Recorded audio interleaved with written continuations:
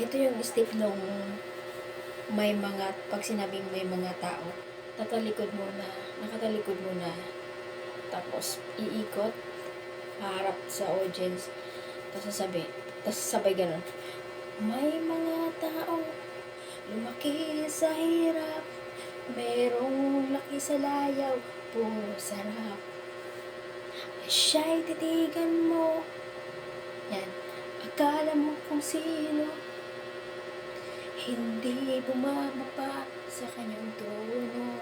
Yan. Nag-isa layaw, G-Prox, K-Bank. Nag-isa layaw, G-Prox, ikot. Yan. Tapos, nag-isa layaw, yung ganun. Last, nag-isa layaw, K-Bank. Yan.